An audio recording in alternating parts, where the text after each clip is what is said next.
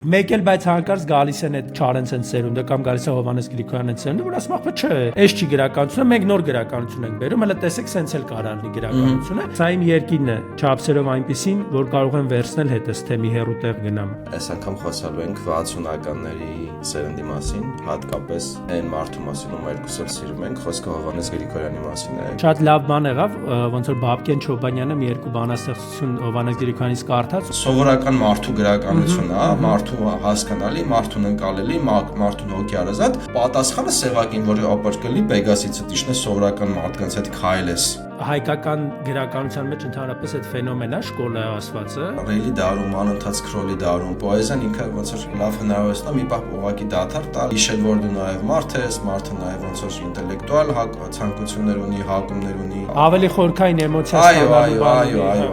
այդ առումով շատ գրավիչ է։ Ապրել, այնպես ապրել։ Դու գնես քո ոչնչությունը կանջա։ Գրողը գաղափարների եւ ժամանակների ձևավորողն է։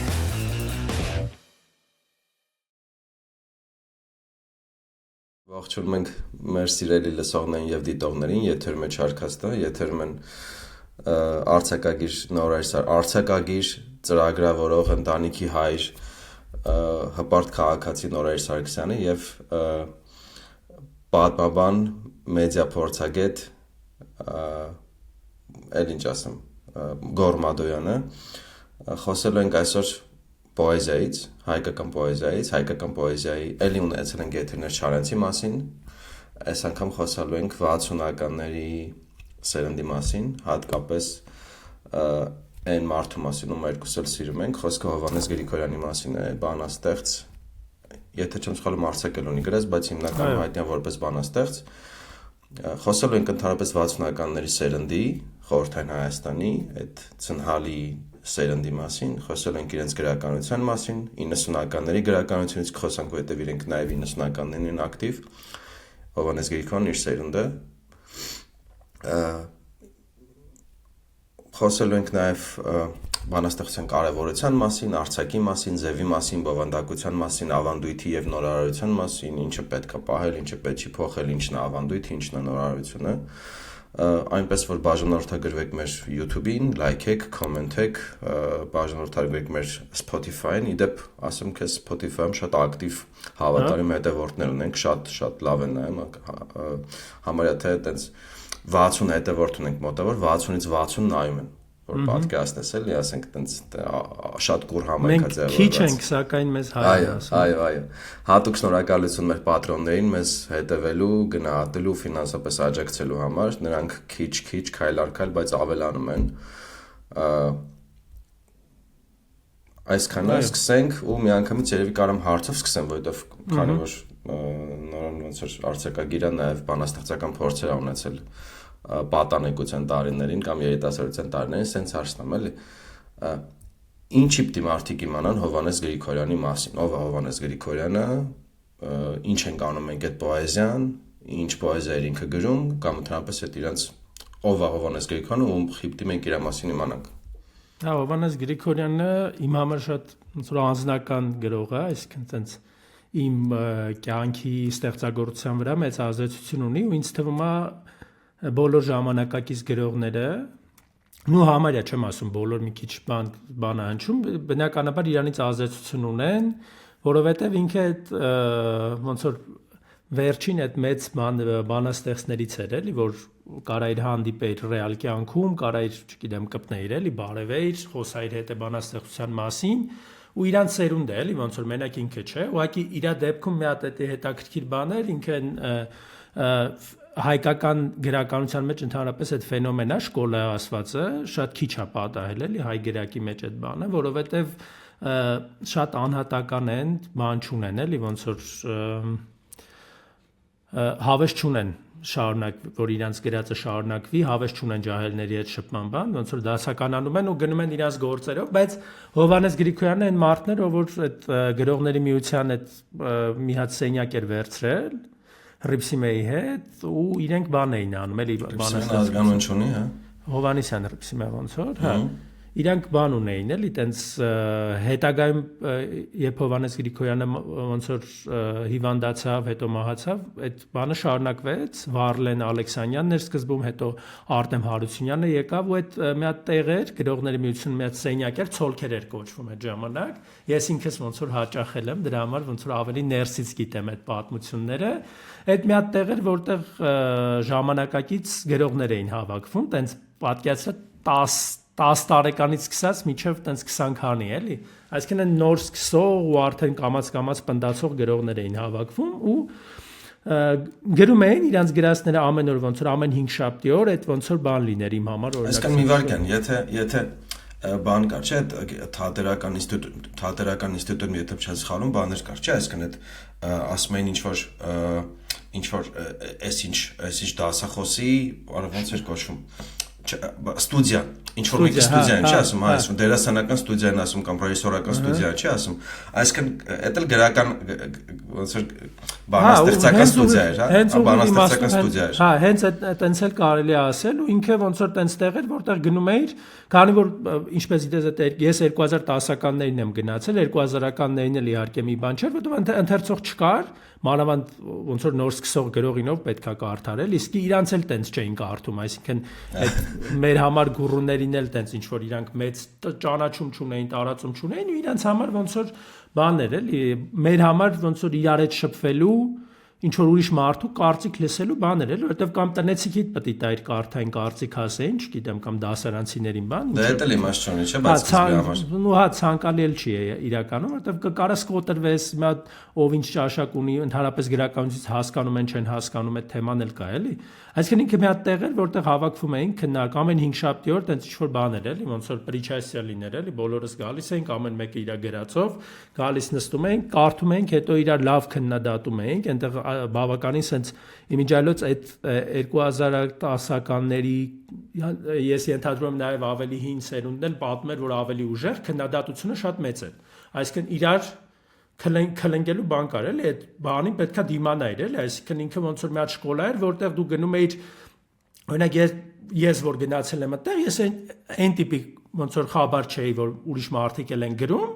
ինձ թվում էր եթե գրում ես արդեն չարենցնես էլի, ոնց որ այս ժամանակներում ով է գրում բան, էլի sense բաներ էլի, այսինքն երբ որ դու այդ բանից կտրված ես, քեզ թվում է ոնց որ չարենցն ա եղել դե սևակը ոչինչ ունեց, հետո դու ես գալիս էլի, բան չկա դե էլի,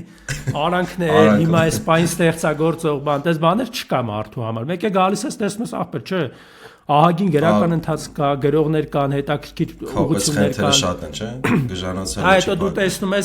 տեսնում ես նմանությունները, տեսնում ես տարբերությունը, դու ինչ կարաս ասել։ Իսկ ոնց էր հավաքվել այդ խմբակը, այսինքն իրանք խեր որոշել կամ դու միից ես իմացել ոնց է։ Օրինակ իրանք երկու հոգի են, ոնց որ Փառք Աստծո երկու մարդ ոնց որ բաներ անում, ոնց որ Արցակի համար այդ Գուրգեն Խանջյանի բաններ, ոնց որ գրեթերթի ստուդիան, հա, պոեզիայի համար ավելի շատ Հովհաննես Գրիգորյանի ու Ռիփսիմեի այդ բաններ, շկոլաներ, ինքը երկու բաներ, որ երկու մարդիկ են, որոնք ընթացքում անոնց անենք, որ Գուրգեն Խանջյանի պոեզիայի Արցակին կարող դառնանք ապագա եթերներից մեկում։ Հա, անպայման։ Ու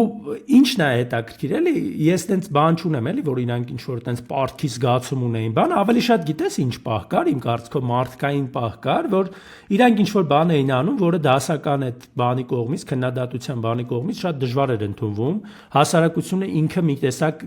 մենք գիտենք մեր հասարակությունը ինչպիսին է, ցանկացած նոր բան, ոնց որ գցենք հացուտակ տրամաբանությամբ ապրում ու իրանք կարծես կարիք ունեին նաև ոնց որ հետևորդներ ունենալու էլի, այսինքն այն մարդիկ, ովքեր կհասկանան իրանց, ինչ են իրանք անում, կշարունակեն ինչ որ իմաստով իրանց էսթետիկան ու էթիկան գրականության մեջ, որը կստեղծի նոր գրականություն, այսինքն այդ ինքնաարտահայտումը արդեն իրանց տեղի էր ունեցել, փաստացի, ինքնահաստատման հարցներ, որ հերթով գնում էր, էլի, այսինքն կար, չգիտեմ, Ալիկ Թոփչյանը, ով իրենց մասին հոդվածներ էր գրում, ուրիշ բան հարցնում ես որ կարդացի իրանց սերունդը, այսինքն Հովհաննես Գրիգորյան, Հենրիկ Էդոյան, ով Չիլոյանը, չէ, Սլավիկ Չիլոյան եւ Իրանք Չիլոյանը մի քիչ շուտ է մահացել ու բանով ոնց չի շարունակվել 60-ականների սերունդը, այսինքն օրինակ 60-ականների վերջ 70-ականների Դե Շեկոյան բան բոլորը էլի շատ մեծ 25-30 տարեկան ջահել տղեկ էին հիմնականում, որովհետեւ հավանաբար կին բանաստեղծներ եւ արձակագիրներ կլինեն, բայց տղամարդիկ ավելի շատ են, չգիտեմ, սովետը տենց էր պատրիարխալ սիստեմ էր կամ հետաքրքիր է այդ դեպքի են տղամարդիկ մի շատ է Այդ մասով հետաքրքիր Հավանաբար հայեր իշխանական հասարակությունը եղեք անեկդոտ Հետաքրքիր դիտարկում կանեմ հետո այդ իմաստով էլ Հա, վերջը երբ որ ես կարդում եմ սերնդի մասին իրենք առաջինը հարվածի տակ էին ընկել հենց Պարուր Սևակից որովհետև Պարուր Սևակը այդ ժամանակ արդեն ոնց որ բան լիներ ինքը իր բրոնզաձույլ արձանը դարձած լիներ տենց կոթող էր էլի արդեն ու վրա էր արել իրենց, որովհետև իրենք որ նոր էին սկսել գրել 60-ական այդ շրջանում 60-ականների վերջում կամ 60-ականների կեսերին գրում էին առանց հանգի, առանց կետադրման, նոր բանաստեղծական նոր ոճեր, որը այդքան է նոր չէր, բայց այսքան հավանաբար գալիս էր Հայաստանի համար էր, Հայաստանի համար, հա, այսքան հավանաբար գալիս էր ավանգարդիստներից, ֆուտուրիստներից, այսքան 20-րդ դարի սկզբին այդ ոճը շատ լավ։ Այդ մասին իմիջիալոց է, էլի ոնց որ Չարենցեկ էլ ունեն, չէ՞, տենց։ Այո, Չարենցեկ այսքան այդ 20-ականների 30-ականների սերունդը ուներ, հետո Ստալինյան զտումներ, սպանություններ, այսքան այդ սերունդը վերացավ կոտորվեց, ոնց որ կտրվեց, հետո պատերազմներ, այսքան այդ երկրորդ համաշխարհային էր, հետո վերականգնում նոր 60-ականներն ոնց որ նոր խելքի եկան ու բռնեցին ոնց որ 20-30-ականների գիծը, բայց երբ որ իրենք ոնց որ գալիս են, առաջինը ոնց որ Սևակն է իրենց վրա երթանում, ասում է դե ոնց որ իրականում ոչ թե այդպես մեծ ասելիք ունեն, որ առանց հանգի ու առանց չափի, առանց կետադրության են գրում, այլ ուղղակի ասելիք չունեն, ձևն են բրդում։ Ես ենթադրում եմ, չգիտեմ, միգուցե սխալ է ենթադրություն, պրոստը միգուցե իմ ցանկությունն եմ ուզում էլի բրդեմ, որ իրենք նույն Հովհաննես Գրիգորյանը, երբ որ նախաձեռնը կամ Գուրգեն Խանջյանը, երբ որ նախաձեռնել էր այդ ձեր խմբակը, ձեր ստուդիան, Հովհաննես Գրիգորյան ստուդիան, էլի ոնց էր, հավանաբար ինքը քանի որ իրancs վրա երթ էին արել ու շատ, բայց օգնող եղել են, օրինակ Ալեքսանդր Թոփչյանը ոնց դու ասացիր, ժամանակին տենց ոնց որ իրancs լիցենզիա տվել է գրականագիտության իմաստով, հոդվածներով ոնց որ բանալով, ինքը հավանաբար հասկանում էր, որ ոնց որ իրենց ժամանակին ոնց որ այդքան չեն օգնել կամ քիչ են օգնել կամ վրա երթ են արել, չեն բան արել, բայց իրենք գոնե երբ որ իրենք են արդեն այո, ոնց որ իրենք են դարձել սևակ ոնց որ Սևակի պես հայտնի են դարձել Սևակի պես չեն պահում իրանց էլ այդ իմաստով Ահա չի ասում ես Պարնասից բանից եմ չի ասում ես օլիմպիական ոնց եմ ես օլիմպիական հետույք ունեմ եկել եմ ոնց որ ձեզի կասեմ որից հետո էլի նույնիսկ Հովհաննես Գրիգորյանը մի բանաստեղծություն չէ որ ասում Պարնասից իջեք սովորական մարդկանց տեսեք էլի չէ այդ լոգիկան կար էլի հավանաբար ինքը տենց ոնց որ Սևակի ձեռը դահված երիտասարդները որոնք արդեն դարձել էին հայտնի դեմքեր ուժեղ դեմքեր որոշել են որ իրանք ոնց որ այդ իրանց ստուդիան Այդ իմաստով իրանց մոտ դասական բան կա, այդ որ էսթետիկան էթիկա է նաև ենթադրում, այսինքն այն էսթետիկան, որ իրանց գրականությունները ավելի մարդկային, ավելի մոտիկ, ավելի պարզ, ավելի ոնց որ բանը, ածականները քիչ լինեն, բան, էդի բնականաբար նաև էթիկա է բերում, որ այդ նշանակումը նաև իրանք դեմոկրատիզացիա էլ պետք է ուզեն գրականության, պետք է նաև ուրիշ բաներ սկսեն ընդունել, բան, թեև իհարկե իրանք էլ ոնց որ բնականաբար իրանց շկոլան են առաջ բրդում, այսինքն ես օրինակ իմ պարագան էլի մեջ բերեմ, ես որ գնացի, ես բանաստեղծություններ էի հիմնականում գրում, թեև արձակ փորձեր էլ ունեի արդեն, ու այդ առաջին հիշում եմ, որ գնացի կարդացի, դե բնականաբար ոնց որ բան արեցին, են գցին հաց ու տակ, որտեղ դե ինչ որ իրանց չէի կարդացել, իրանց նման չէի գրում, կարդացել էի հների նման էի գրում, այդ պարզ բան է, այդ 15 տարեկան, 16 տարեկանում ինչ կարա գրի մարդը մոտավորապես, այնտեղ բոլորը քլնգեցին բան, հիշում եմ, Մերի Մկրտչյան կար, էլի գրող էր, որը տենց թեթև գոված, այսինքն ասեց, թեև ոնց որ բան չես հասկանում, բայց ինչ որ բան կա մեջդ, էլի, այսինքն նադրիվը երևում է, էլի, որ մարդը ունի այդ ասում դեբիլա, բայց դուխով, էլի։ Հա, ասելիք ունի, էլի, ոնց ինչ որ բան ուզում է ասի, ձևը չգիտի ասելու։ Ու ես մի քանի ամիս գնացի այնտեղ բանի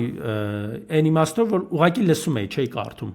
Թեև գրում էի, բայց չէի կարդում, որտեղ արդեն ամոթ էր, էլի, պատկերացնում էի ինչ են ասելու, էլի։ Ինքնակրթության դասեր ես գնացել։ Դու մոտավորապես արդեն պատկերացնում ես, էլի, ասենք ով ինչ կասի, եթե դու sense բան կարդաս, էլի ինքը իմիջիալոց թե դրական, թե բացասական իմաստով է ազդում ստեղծագործողի վրա, այդ խմբակները։ Դրական այն իմաստով, որ դու տեսնում ես այդ շրջապատը, մոտավորապես հասկանում ես ինչ նոր էսթետիկա կա, ոնց են արտահայտվում մարդիկ, ինչ թեմաների մասին կարելի է գրել, բացասականն է, որ անհատականության ոնց որ որոշակի կորուստ ես ունենում, էլի այդ այսօրվա տեսանկյունից որ վերցնենք, ոնց որ ԵՄ ես մտնում, այդ ինչ որ բաներ ունի, ոնց որ պլյուսներ ունի, որտեվ ինչ որ տնտեսական բաներ, բայց նաև ինչ որ առումով սուվերենության կորուստ ես ունենալու։ Սուվերենության կորուստ ես ունենում, հա, այդ իմաստով ես գնացի մի շրջան, այդ սկսեցի բանաստեղծություններ գրել, որ իրանց դուր գալիս էր արդեն, այնտեղ ինչ որ մի երկու հատ մրցույթ բան հաղթեցի, տենց մի $500 փող աշխատեցի այն ժամանակվա համար, դա մեծ թիվ էր իմ համար, բայց հետագայում ես հասկացա, որ ոնց որ ես գրում եմ նենց, որ իրանք հավանեն, ու այդ ինձ սկսավ դուր չգալ, նաև սկսեցի նմանություն տեսնել մեր արձակ բանաստեղծություններ էին գրում բոլորս Վերլիբրով, ու նմանություններ սկսեցի տեսնել, նմանություններ Հովհաննես Գրիգորյանին ու նմանություններ իրար, այսինքն Վերլիբրը գրելու ոճա Վերլիբրը այդ ազատ բանաստեղծությունն է անհանգ։ Ֆրանսիական ինչ որ բան է։ Ֆրանսիական, հա, բան է։ Ինքը հին բան է, ոչ մի նորություն չկա, այդտեղ իմիջիալոց Հովհաննես Գրիգորյանը իր հոդվածում նշում է, էլի, որ ասում է նարեկացին որ թվին է, էլի, ոնց որ անհանգ բաներ գրել։ Վերլիբր գրել։ Հիմա եկել եք մեզ քննադատում եք, էլի, որ մենք անհանգ ենք գրում։ Իսկ մի օրինակ կբերես այդ անհանգ բանի, որ համ սևակներ քննադատում համ իրանք էին նոր անում, էլի, մի օրինակ կարաս կարդաս կամ կուզես ես գտնեմ կարդամ, որ հասկանանք ինչի մասն է։ Իրականում հետաքրքիր էստեղ ինչն է, որ Սևակի բանն էլ ասեմ, նոր ուզում ես կարդա, որ Սևակը ինքը նորարար էր։ Ինքն էլ էր նորարար, այսինքն ինքն էլ էր ահագին բան կոտրել արդեն, բայց իմ կարծիքով իր մոտ ինչ որ վախ կար, որ ոնց որ կարող է իրանից ազդված կամ իր այդ կոտրելուց հետո ամբողջական կոտրմանա գնում էլի, հասկանում ես, այսինքն ինքը ինչ որ չափի ջարդել էր, ոնց որ պատկերացա ինչ որ բաներ, ասես ծռել էր, լավ,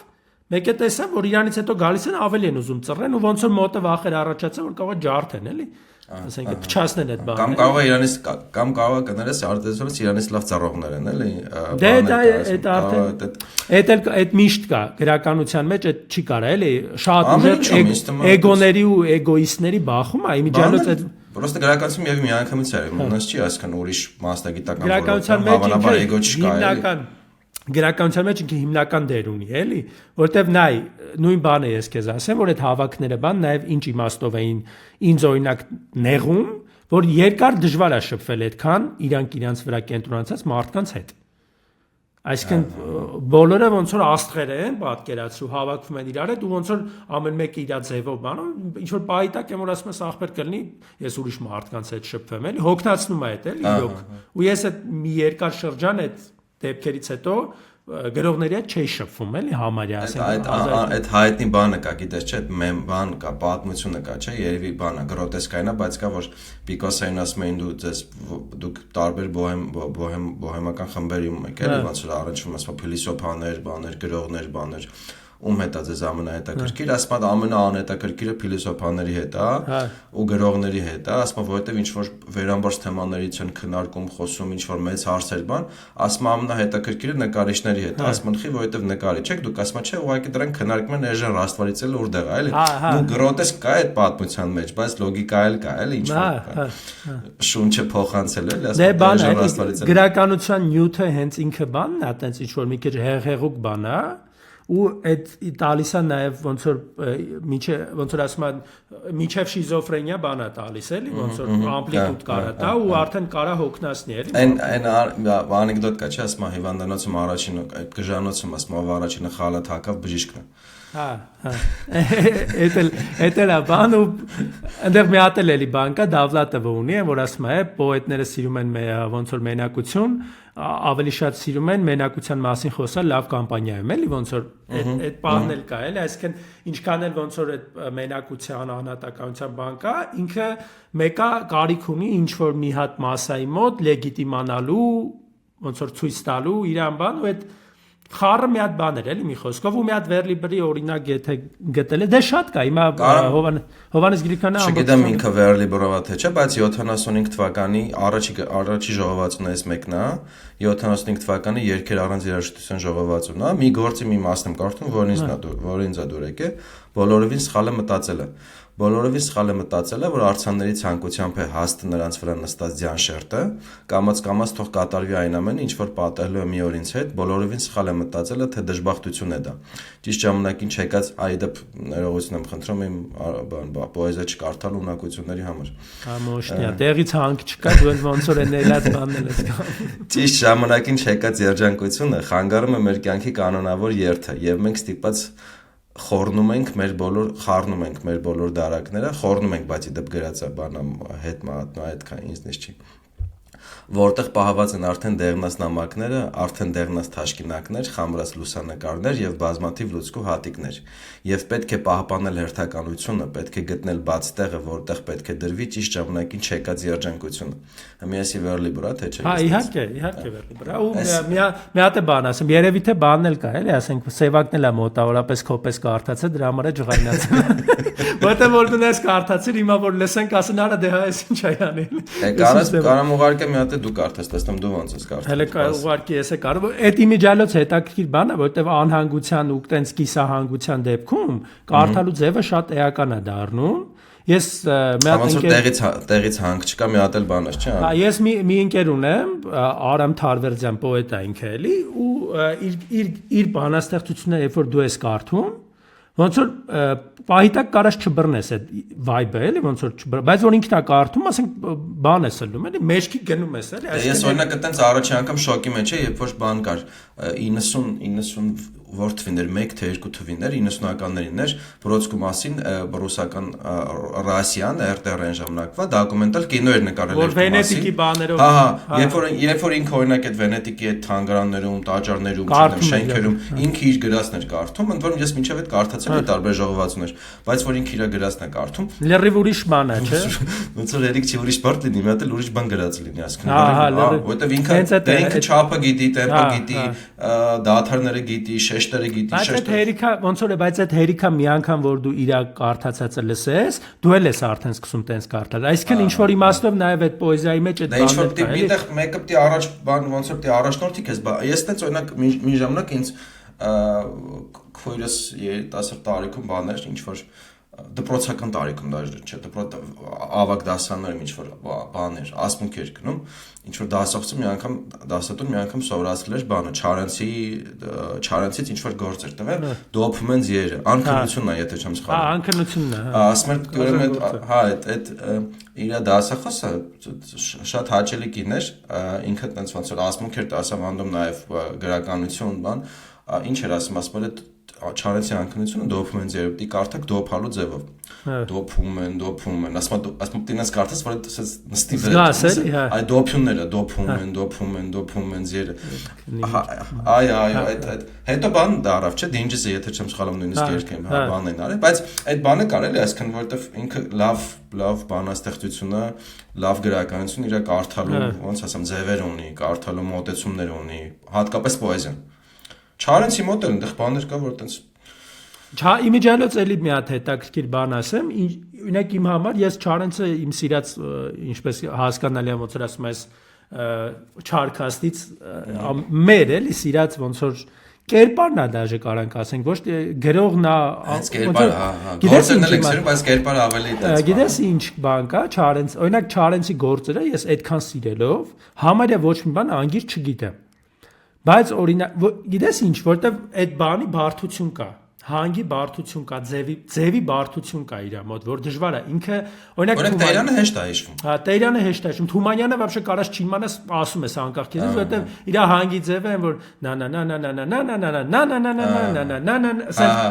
բան հանգա ինքը այդպես հեյ պարոնները, դաժե կազլեպ կարծես։ Տես ես էդ էի ասում, առանց բառերի ասեցի, դու բռնեցիր այդ։ Այտենց ինքը բան ունի, իսկ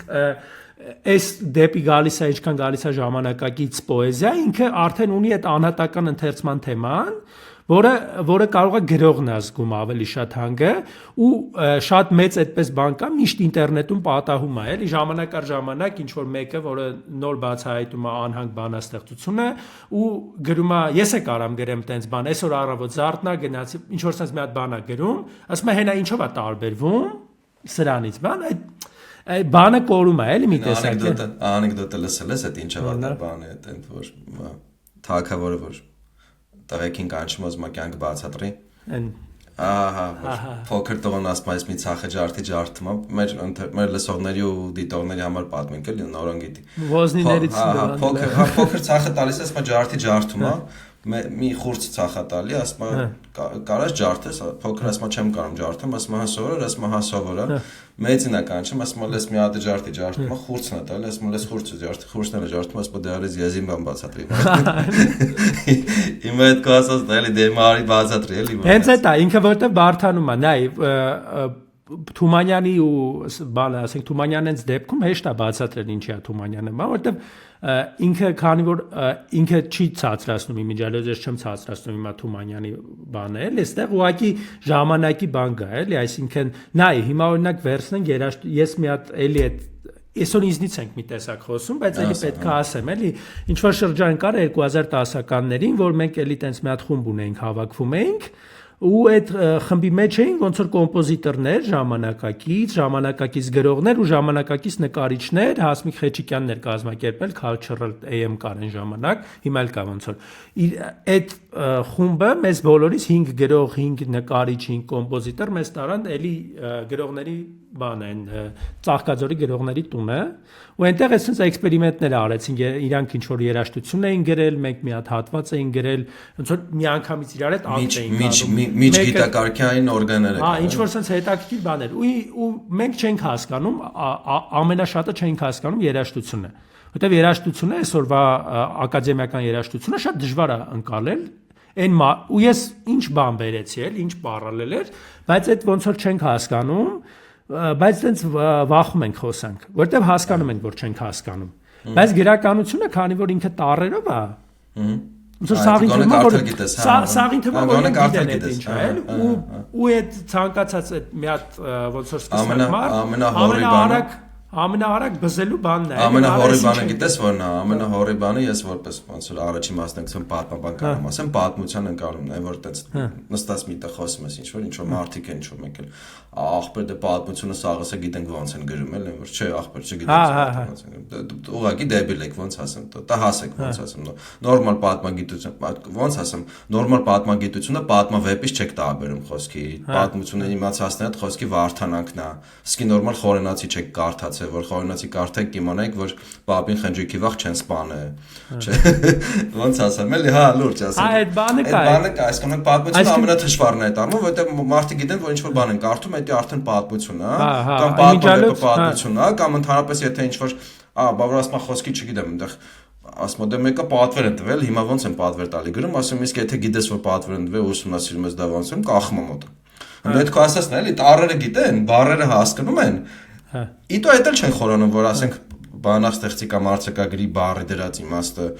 ուրիշ կարա լինի, քան ոնց որ քո իմացած բառի իմաստը, էլի, որովհետև այդ բառերը իրանց ոնց ասեմ, այդ ներքին լիցք ունեն, էլի, հենց սոսուրներ 100 տարի առաջ ասում էլի, որ օրինակ լեզուն ու խոսքը տարբերվում է իրարից։ Նշանային համակարգեր են իրանք նույն բառով կարաս լրիվ ուրիշ բաներ արտահայտես, տարբեր բաներ կարաս բերես։ Էլ չասես բանաստեղծությունը, որը բանաստեղծի դեպքում ունեք բաներ կան, դադարներ կան, հանգերի կան։ Զազորներ կան, չէ՞, օրինակ տողերի կամ բառերի մեջ, որ հատուկ է թողած այդ դադարը։ Հա։ Իմիջիալոց հատուկ թողած ասելով նաև պետք է նկատի առնել, որ հատուկ թողած չի նշանակում, ասենք բռնելա, ինադու կտրտելա։ Հատուկ թողածը իր այդ պահի հանգստացումի, իր այդ պահի միգուցե նաև ընթերցողի համար, օրինակ կարող է ես օրինակ շատ եմ մտածել այդ թեմա, որ ընթերցողի համար կարող է դադար թողի, հանգի դադար թողի, որ դու մարս ես այդ Օրինակ այս վերջերս Պետրոս Ղազարյանի հարցազրույցն էր լսում ինֆոկոմը նոր հաղորդում ուներ ինչ որ առաջի եթերն էր Պետրոս Ղազարյանը խոսում ասում էր ես որ մարդկանց հետ հարցազրույց եմ անում ասում ինչ որ լինում է որ ինչ որ մարդ ինչ որ բան է ասում որ ես մտածում եմ որ կարևոր է դիտողի համար կարող մի քանի րոպե կամ մի քանի վայրկյան դադար տամ որ մնա էդի Այսինքն այնտեղ օպերատորը ասում է եթե ունեք Պետրոս Ղազարյանը լրիվ մեր մոտ բանն է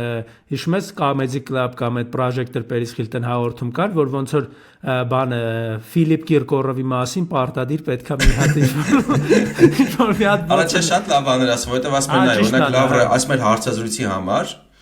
լավ ռեժիսորը շատ կարևոր է որովհետև ասում ոչ միայն խոսքերն են կարևոր հարցերը պատասխանել, այլ նաև դադարներ ու մարդու դեմքը, օրինակ ասում եմ, որովհետև կարող ես հարց տամ կամ մարդը կարող բան ասի, ինքը կարող է այդ բանը այլայլվի, լրվի, մտածի ինչ որ երկար մտածի բանանի, ու իր դեմքի արտացությունը շատ կարևոր է։ Ու ասում եմ նույնիսկ երբ որ օրինակ բացի դա, ու դա պետքա լավ ռեժիսորը պետքա ցույց տա, լավ օպերատորը պետքա ցույց տա դա էլի որ անընդհատ խոշոր պլան չվերցնի կամ անընդհատ այս բան ընդհանուր պլան չվերցնի էլի։ Ու ասում եմ նույնիսկ օրինակ կարող ես հարց տամ ինքը պատասխանի կամ չկարողանա պատասխանի լրվի, ես այդ բանին թողում եմ դադար, որ զգացվի այդ դադարը, որովհետև շատ կարևոր է այդ ազատ տարածքը,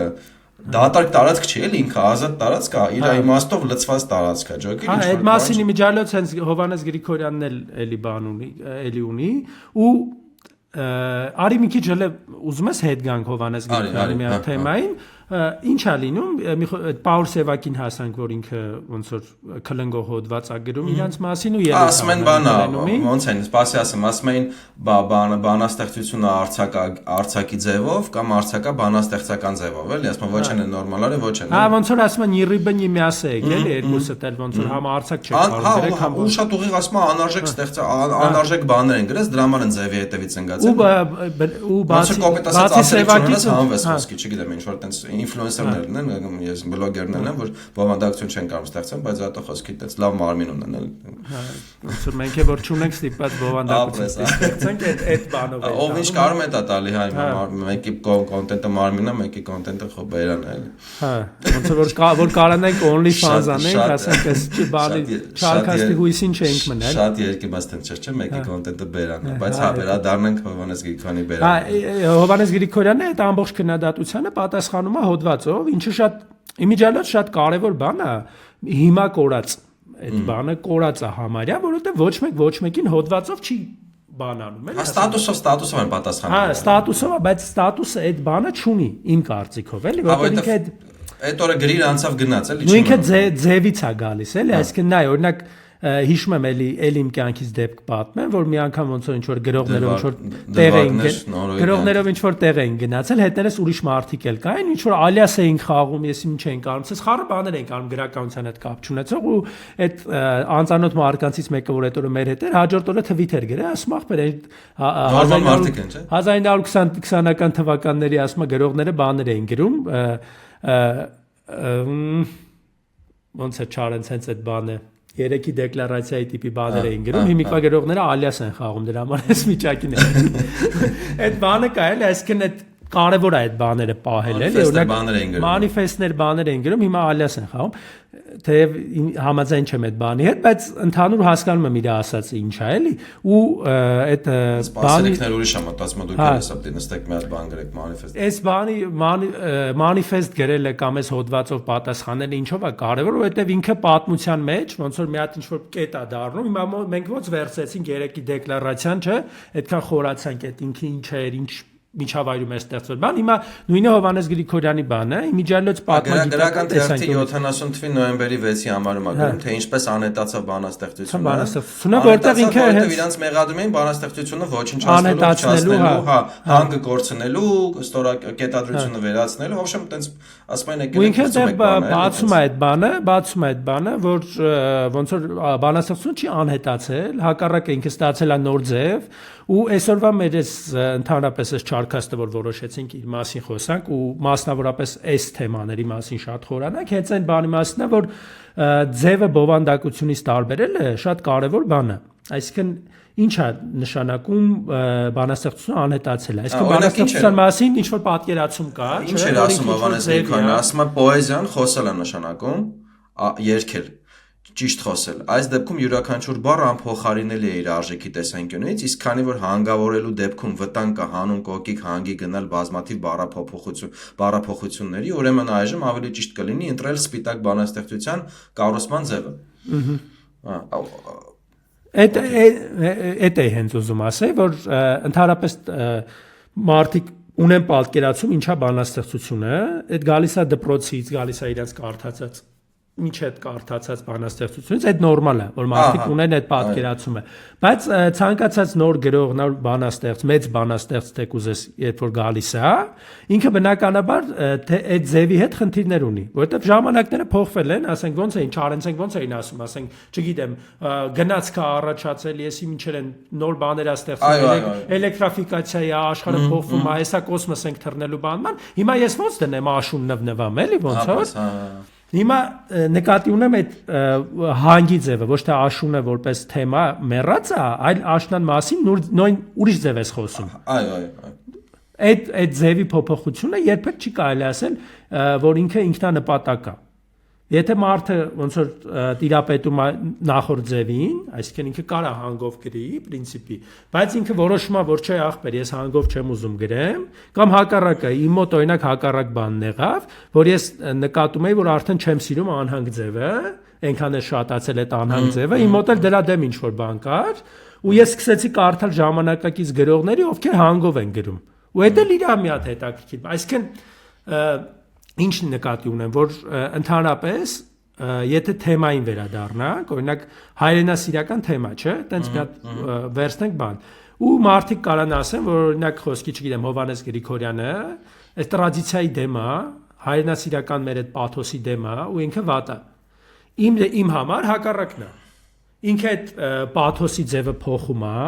ժամանակակից է սարքում, ու ինձ ավելի հասկանալի է, ու ինձ ավելի շատ է կապում Հայաստանի հետ։ Ու օրինակ նայ, բան կա, չէ, ասենք ես իմ անուշ Հայաստանի արևան բառը կա, չէ, տրադիցիայի մեջ։ Հա։ Չէ։ Սևակն էլ ունի հավանաբար, չէ, ինչ որ Հայաստան։ Հա, մենք քիչ ենք սակայն մեզ Այո, իսկ բան ով էր գրի Հայաստան ասելիս շուրթերս։ Դա բանն է,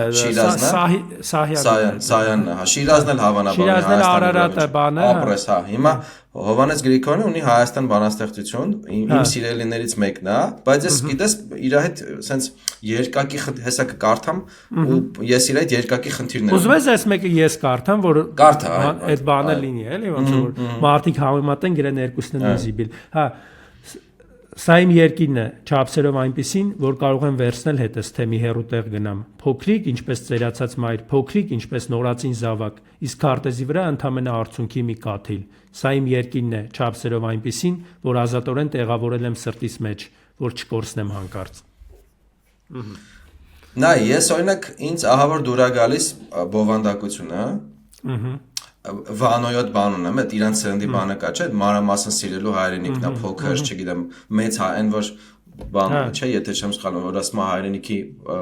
մեծնալավ, հա։ Այո, Վարուգի կանաչի կոսկի երկաթը հայրենիքի մեծ, այսինքն դու զգում ես, որ այդ սերունդը անընդհատ թեմաների մեջ է, որովհետև իրենք նաև այդ սառը պատրաստն է, պահանջատիրությունն է, ցեղասպանությունն է, 90-ը, իդեպ բանաստեղծությունը 92-ին է գրվել։ Պատրազմի տարին է արդեն, այսինքն պատրազմի ամենաթեժ, ամենածանր տարին է պատրազմի, Գետաշեն են կորցրել առաջի Արցախյան էլի, Գետաշեն Մարտունաշեն էլի, այտենց 92 իմ ծննդյան թիվն է, ամենածանր տարին է, նոր անկախություն ու դու կարդում ես այս բանաստեղծությունը, սրան զուգահեռ, հա, ինքը շատ ուժեղ այդ ոնց ասեմ, այդ իրանց սերնդի լոգիկայի մեջ, բայց նաև շատ պաթոսով է, այսինքն լավ ինքը լավ պաթոս է, բայց ոնց կվերցնես Պաթոսի տես պաթոսի ձևն է փոխում։ Այո։ Այդ եմ հենց ուզում ասեմ, որ ստեղ ոչ թե ասենք ես իմ անուշ Հայաստանին ու էս լրիվ ուրիշ բան ոնց որ թվան, բայց իրանք նույն բանի մասին են ինչ-որ իմաստով հասկանում ես, այսինքն միշտ պետք է այդ բովանդակության ու ձևի բանը։ Ինչ էր ասում, ասում էր մեր հին սազի ողբանվա գլացակոմաս լարն սիրում, չէ։ Ինչ ասում, իսկ ասում աստեղ փոքրիկ ինչպես ծերացած մայր, փոքրիկ ինչպես նորածին զավակ, քարտեզի վրա ընդամենը արցունքի մի կաթիլ։ Այդ բանը կա էլի, այսինքն այդ ձևը փոխված է, բովանդակությունը նույնն է, ձևը փոխված է, խոսքերը փոխված են, բառերը փոխված են։ Օրինակ այդ Չարենցն ունի այս ոճի բաներ, բայց այնտեղ ոնց որ կոնկրետ այդ մի բանաստեղծությունում այդ բանը է էլի ավելի շատ տենց ոնց ասեմ, շատ վերամբարձ է գրած էլի։ Այստեղ արդեն օրինակ շատ ավելի այդ Հովհաննես Գրիգորյանի լավ են, օրինակ շատ բան են գրում, շատ բան են գրում, ոնց որ սովորական մարդու գրականություն, հա, մարդու հասկանալի, մարդուն ընկալելի, մարդուն հոգի հարազատ ու ժամանակին երբ որ այդ քո այդ նշած քնած բանում կար այդ պատասխան հոդվածը Սևակի պատասխան հոդվածը որ կար թե ինչպես անհետացավ բանաստեղծությունը ինքը Հովհաննես Գրիգորյանը ծրագրային առումով բացատրում է իրանց մոտեցումը էլի ինչ ասում եղան բացատրելի հանգամանքներ որոնք ստիպեցին նոր սերնդին իջնել Պեգասից այդ թևավոր ձիուց էլի ու ոդկով ման գալ yani իշտեք մարդկանց մեջ էլի ոչ թե ու հավանաբար նկատի ունի բանին էլի դու ասա Սևակին էլի yani Պեգասից դիչի վերջը փողոցն ավելի հետաքրքիր է քո կողքով մարդիկ են անցնում իսկ մարդկանց հետ դու քեզ ապահով ես զգում նրանք քեզ ստիպում են ապրել եւ ահա նրանց խոսքերը թափանցում են քո մեջ այնուհետև բանաստեղծություններիդ մեջ որովհետև դու հարգում ես մարդկանց եւ հավատում ես նրանց խոսքերին իսկ այդ խոսքերը փողոցային չեն սովորական չեն որովհետև բոլոր մարդիկ էլ բանաստեղծության արժանի տողեր ունեն պահած իրենց մեջ պարզապես դրանք պետք է մի քիչ փոխել մի քիչ մշակել մի քիչ կրճատել իսկ դա անելու համար պետք է լինել գոնե մի քիչ բանաստեղծ Գիտես ո՞րն է գրականության ժողովրդավարացումն դեմոկրատիզացիայի այո ու սա կենցաղայնացումը չի ճոգ մեզ սա պարզունակացումը չի պրիմիտիվացումը չի բանը այդ կենցաղայնացումը չէ ժողովրդավարացումն է հենց այդ իմաստով ու այդ պատասխանը Սևակին որ ապար կլի Պեգասից դիշնես սովորական մարդկանց հետ քայլես այդ ու ինքը շատ նաև ներծծված այդ 60-ականների այդ ձնհալից հետո այդ ազատությունների որոշակի սահման կար նոր քիչ տրվել էր Խրուշովի մի քիչ էլ նաև Բրեժնևի ժամանակ այդ ժամանակի այդ շունչը ոգին կար էլի որ լավ օքեյ մի քիչ ազատություն կա կարանք պարտադիր չի էլի որ բաները չգիտեմ մեր պապերի նման նույն հանգերով կամ նույն կետադրությամբ գրենք Դա բանն է էլի գիտես ինչն է էլի եթե վերցնենք այդտենց բան կա չէ պատմության այդ ցիկլիկության այդ ցիկլային լինելու ինչ որ բան կա, չէ՞, թեորիաներ կան, բաներ կան, թեև ես լրիվ համաձայն չեմ, բայց ինչ որ բաներով համընկնում են։ Օրինակ, եթե վերցնենք մեր գրականության մեջ այդ Ճարենցենց այդ բանը, պորտկումը, ու վերցնենք այս 60-ականների պորտկումը, իրանք ասենց գիտես ոնց է, մի հատ ինչ որ շրջանա, որ ասենց լավ գրականություն է ստեղծվում, մարդիկ սկսում են գրականություն կարդալ, սիրել բան, ու մեկ էլ ինչ որ մեկը գալիս է, ու ասում է, չէ, դա գրականություն չէ, ես եմ հեսա գրականություն բերում, այսինքն էլի ինչ որ իմաստով նա Սևակը ու իրանց էլի շրջապատի գրողները բան, իրան գրականությանը ոնց որ մարդիկ շատ էին սիրում։ Այսինքն ինքը հասկանալի գրականություն էր այդ պահի համար ու ընդունելի գրականություն էր, ոնց որ օրինակ Տերյանը հասկանալի գրականություններ, ընդունելի գրականություններ էլիտաների կողմից են, մարդկանց կողմից են։ Ու հանկարծ թվում է թե նոր բան ստեղծելու կարիք չկա, այսինքն դու պետքա գնաս այդ տրադիցիան շարունակես։ Երկիրների վեկա բերել, հա։ Մեկ էլ բայց հանկարծ գալիս են այդ, ասենք օրինակ Չարենցենց սերունդը կամ գալիս է Հովհաննես Գրիգորյանից սերունդը, որ ասում ախպե չէ, այս չի գրականությունը, մենք նոր գրականություն ենք բերում, հələ տեսեք սենց էլ կարա լինի գրականությունը։ Իմիջիալոց չունենալով են բանը, որ ոնց որ դե մենակ մերն է։ Չարենցենք ավելի իհարկե ոնց որ ռիսկով մտել էին այդ բանի մեջ, թեմայի մեջ, նախորդները սպանելու բան էին բացել։ Հիմա այդ 60-ականների սերունդը մի քիչ ավելի բան էր, ինքը ոնց որ մի քիչ ավելի հանգիստ սերունդ էր, այն իմաստով, որ ոնց որ դուք էլ գրեք, մենք էլ գրենք այս դրամաբանության մեջ, տենանք ով է ճիշտը, բանը ասենց ավելի մրցակցային բանի մեջ էր, իսկ Չարենցից դեպքում դե ժամանակներն էին այդպեսին, որ ոնց որ հեղափոխական ժամանակներում գրել եմ մի բան, ոնց որ հեղափոխական ժամանակն է ու ձնհալի ժամանակն է, ու այդ տարբերությունները շատ հստակ կարելի է տեսնել մեր գրականության մեջ, ինչը էլի պատմագետների համար կարևոր բան է իմ կարծիքով, որ ասենք գրականագետների վրա հույս չունես, չէ՞, հույս այդ։ Չէ, նկատի ունեմ, որ ինքը նաև պատմական տեսանկյունից կարևոր փաստ է, որ կարող է ուսումնասիրվել էլի որ ձնհալը ոնց է արտահայտվել։ Այս օրինակ այս վերջերս բաներ Facebook-ում աչքովս ընկավ այս Ղարաբաղյան շարժումից հրաժարվելու, Հայաստանը մանրամասն սիրելու, հա 29743-ը եւ այլն որ կա այս թեմաները։ Թիվը թրվռում է, չէ՞, չժողում, հա։ Ալիևը կարող մի քանի վաղ հետո ասի 29600 քանի, բարձր 29600 քանի, բայց Ջոգես ինչքանը սիրես։ Այս վերջերս որ այդ թեմա անընդհատ որ այս թեմաները կա, вообще պատրաստի պարտությունից հետո որ լավ մեր ոտը մեր Յորղանի Գյորապտիձը քենք մոռանանք պահանջատիրությունը։ Սա հիշան Վանոյին բան չէ՞։ Հա, մանրամասն Վանոյին հիշան մանրամասն սիրելու բանը, բայց այս վերջերս նաև մի քանի տեղ աչքովս ընկել է Հովհաննես Գրիգորյանի բանաստեղծությունը, այս Հայաստանը, որ նոր որ կարդում էր, չէ՞, որ չափերով այնպեսին որ կարող եմ վերցնել հետս թե մի հեռու տեղ գնամ փոքրիկ ինչպես ծրացած մեր կարճ ասած էսա էլի ու խնդալում գիտես որն է որ ոնց են էլի մարդիկ ընտրում ըստ ոնց ասեմ, ըստ ոնց որ իդեոլոգիական կամ այդ պայքարոշչական կամ իրանց ոնց որ նախասիրությունների հոգեբանական, բայց ունենք նույն Հովհաննես Գրիգորյանը մի ուրիշ բանաստեղծություն ունի 2010-ի ժողովածուն, հա, երբեք չմեռնես, ահա թե ինչ կասեմ քեզ, նոր ժամանակներ է կոչվում, կարդամ հետո չգիտեմ, եթե վատ կարդամ կարաս դու քո ձև։ Չէ, դու կարդա, որ ուղիղ մի կոշիկի չափ երկիր, ահա թե ինչ էր մնացել նախքին բավականին ընդարձակ Հայաստանից։ Ընդամենը մի, այն էլ 29 համարի կոշիկի չափ երկիր եւ տասնամյակներ Արագիլի նման մի ոտի վրա ցցված ժողովուրդ, որն է հա արդեն 2 տասնամյակի ինչ պայքարում է եւս մի կոշիկի չափ տարածության համար, որպեսզի ի վերջո կարողանա մյուս բոլոր ժողովուրդների նման 2 ոտքով կանգնել մայր հողին։ Հետաքրքիր է։ Տես բասականներին է գրում։ Տես օրինակ էս Հայաստանը այդ մի բուրը որ ասում էր, չէ, արդյունքի նման մորպես ծերացած արդյունքի պես կաթիլ 92-ին է գրում։ Այդ մի քիչ բանի պահներ կա, էլի, հա։ Գրում արդեն ոնց որ գիտես ոնց է, տասականներին հələ ոնց որ այդքան կատաստրոֆիկ չէր Ադրբեջանի բանը, անուն ինչ է այդ դիսբալանսը, հա, ռազմական դիսբալանսը։ Մենք էլ մեզ հələ վաճ էինք զգում, այդքան նորմալ էր շատ 16 թվականի ապրիլյանը չէր եղել, բան կար, ու ոնց է փոխում, տես այդ 92-ի այդ մի կաթիլ արդյունքը փոխում, ասում է մի ոտի պես ենք 29 համարի կոշիկով Արագիլի պես կանգնած ենք մի փոքր հողի վրա, բայց մեզի ոնց որ մի հատ էլ է պետք, որ այն մյուս ոտն է դնենք նորմալ բոլոր ժողովուրդների պես կանգնենք, էլի։ Բայց հիմա օրինակ որ վերցնես, այդ է վերցնելու։ Այդ ավելին ասեմ, այդ վերցնելու են բաները, ասենք ԿՊ-ն, այն մյուսն էլ կարա վերցնի, ասենք օրինակ դաշնակցական ինչ-որ թեվը, չնայած դաշնակցականները չեմ կարծում Հովհաննես Գրիգորյանին։ Ամենից չի ԿՊ-ն էլ հատուկ ԿՊ-ի գույրաղիքում գտնվող կոնֆորմիստները միգուցե, բայց ԿՊ-ը։ Հա։ Չէ, ես նկատի ունեմ ոնց է օրինակ նայ հիմա եթե վերցնենք մի քիչ ուրիշ օրինակ վերցնեմ որ հասկանալի լինի օրինակ հիմա այդ ռուսական ոնց որ բանը քանի որ ինքը կայսերակ պաշտական ինչ որ բաների մեջ է անգեր Ռուսաստանը ինքը վերցնում է ասենք օրինակ բրատկինոն դարձնում է ինչ որ բան էլի ոնց որ իրանց համար ազգային ինքնության հարց, որ ինչն է վերցնում բրատկինոից, որ ոնց որ տեսակ 90-ականներին ոնց էին քանդել մեր երկիրը, ինչ վիճակում էինք, ու ոնց որ բայց ռուս մարդը, որը նաև մարդասպան էր իմիջիայլոց, ինքը ոնց է կարողանում այդ իր լոկալ փոքր տարածքում այդ վրիշ խնդիր լինի։ Սկզբում իր ներսի գտնվող այդ չուրկեքին է բանանում, այդ հայ մայ բան դրանց է, չեն հայ բան դրանց է սատկացնում, հետո հելնում է Ամերիկա, մի հատ էլ ամերիկացիքին է խփում, էլի, այսինքն այդ բանը պաթոսը այդ բանի վերցրած է հիմա ոնց որ ռուսական ռոպագանդա լինի, այսինքն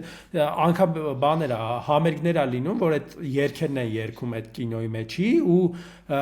ոնց որ Պուտինն էլ հետևը կանգնած է, էլի, այսինքն sense ուղիղ sense բանա, որ ախպեր էս ենք մենք, էլի, ոնց որ էսա մեզ պետք բան, ու հիմա էլ այդ փորձեր կան ստեղել այդ Վանոյի չգիտեմ Հովհաննես Գրիգորյանի ու շատ-շատերի այդ փորձեր ձևել էլի ու մի անգամ տես մի հատ բան է գրել, ստատուս է գրել, որ ընդհանրապես գրողը պետք է զգուշ լինի, որ հանգած նեզբան չգրի, որ հետո մեռնելուց հետո ոնց որ չկարողանան էլի կտրտեն հանեն սարքեն բան մարդի փաթաթան, այդ շատ լուրջ խնդիր է էլի, որ պետությունը կամ ինչ որ կուսակցություն վերցնում է նեղացնում է գրականությունը, սարքում է գաղափարախոսության տիպի ինչ որ պուճուր մի բան, որը պուճուր բան է գրականության համեմատ, ու ոնց որ էքսպլուատացիա է ենթարկում։ Արա բանը ասում։ Տանջում է էլի ոնց որ։ Բանը Եղիշե Չարենցի երկիր նայրին էլի, ասենք սարքեցին բան։ Ոնց որ Կպականները ասում էին բանը, Մազութի ամոն Ռուբեն Վարդանյան։ Հա, ուղիղ արդեն բաներով են, էլի, հա։ Բանանում, հա։ Սարքել էին իրանց բանը, ոնց ասեմ, էդի կտակարանն էին սարքել։ Ալմա մատերներ էլի։ Ահա, չես հիշում նույնիսկ Աննա Հակոբյանը, վարչապետ Տիկին Աննա Հակոբյանը մի անգամ ստատուս էր գրել, ասում է երկիր նայրին էի կարդում